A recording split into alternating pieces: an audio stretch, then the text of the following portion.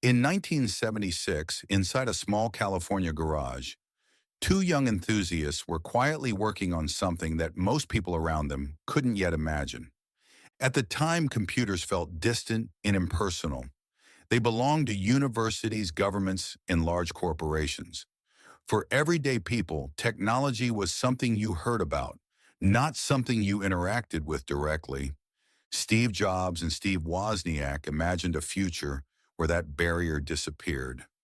They believed a computer could feel personal, something you could place on a desk, learn through use, and gradually make part of your daily life. In their minds, technology wasn't meant to serve institutions first, it was meant to serve individuals. That belief became the Apple one. By modern standards, the machine was simple, but its importance had little to do with hardware.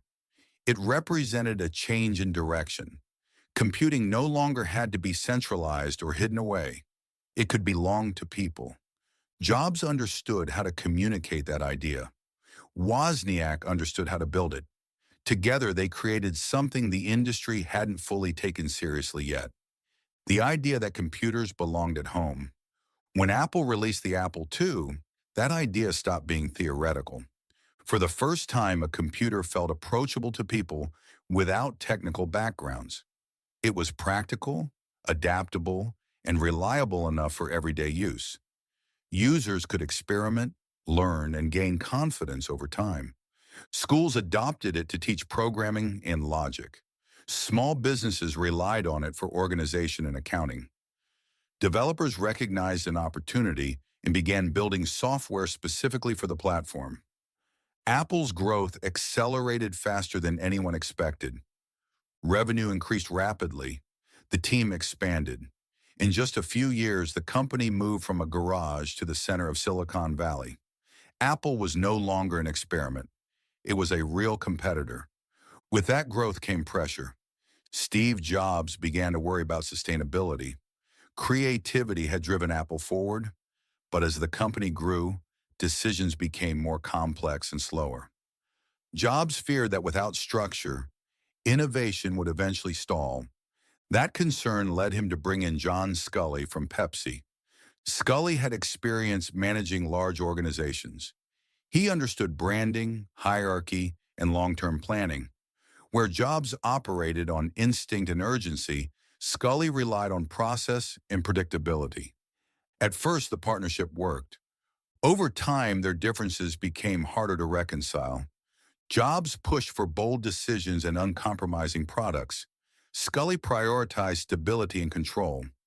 The company gradually split along those perspectives. By 1985, Apple's board was forced to choose a direction. They chose stability. Steve Jobs lost his authority and soon left the company he had helped create. Apple moved on and Jobs carried the experience with him. The departure forced him to reflect. It challenged his confidence and exposed his limitations as a leader at that stage of his life. Years later, Jobs would describe this period as one of the most valuable learning experiences he ever had. Rather than stepping away from technology, he started again. Next was born. The computers were ambitious and beautifully designed. They targeted education and advanced users, but their high cost limited adoption.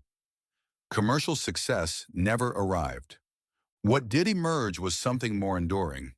At Next, Jobs and his team built an operating system designed for the future. It was stable, flexible, and object-oriented, allowing developers to build complex applications efficiently. Engineers who worked with it immediately recognized its elegance.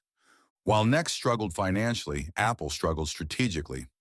Throughout the early 1990s, Apple released too many products without a clear vision connecting them. The operating system aged. Market share declined. Losses increased year after year. By the mid-1990s, Apple's future was uncertain. The solution arrived quietly. Apple acquired Next. Publicly, the deal focused on software. Privately, it brought Steve Jobs back into the company. At first, he returned without ceremony. Officially, he was an advisor. Unofficially, he understood exactly how fragile Apple had become. His influence grew quickly. Once in control, Jobs focused on simplification. Entire product lines were eliminated. Priorities became clear. Apple was reduced to a small number of carefully chosen projects. In 1998, the iMac marked a turning point. Its design felt fresh and approachable. The experience felt intentional. For the first time in years, Apple's identity was clear again. Sales recovered. Confidence returned. Survival turned into momentum. That momentum extended further in 2001 with the release of the iPod. Portable music players already existed, but most felt complicated and frustrating to use. Apple refined the experience until it felt effortless and intuitive. 1,000 songs always within reach. The success of the iPod reshaped Apple's finances and its self-image. It also opened new questions inside the company. Engineers began experimenting with touchscreens and gesture-based interaction. During a simple internal demonstration, Steve Jobs watched an image respond smoothly to 2 fingers.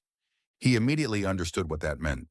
Music, communication, and internet access could coexist inside a single device. Interaction wouldn't rely on buttons or keyboards. It would feel natural. That idea became the iPhone. When Apple unveiled it in 2007, the industry shifted almost overnight. The experience felt intuitive in a way competitors hadn't prioritized. Soon after came the App Store. Developers gained access to a global audience.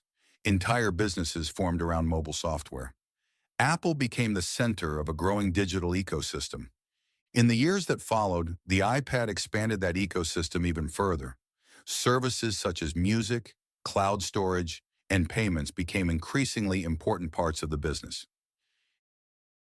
In 2011, Steve Jobs stepped away from leadership. Later that year, he passed away. Many wondered whether Apple could continue without him. It did. The structure Jobs rebuilt proved resilient. The company continued to grow, guided by the principles he had reinforced over time. Apple's story goes beyond products. It's a story about ambition shaped by failure, about learning when intuition leads and when structure matters, and about leaving, returning, and seeing the same company through new eyes.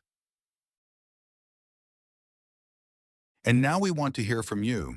For our next video, should we explore a story about success, a story about failure, or a story about power?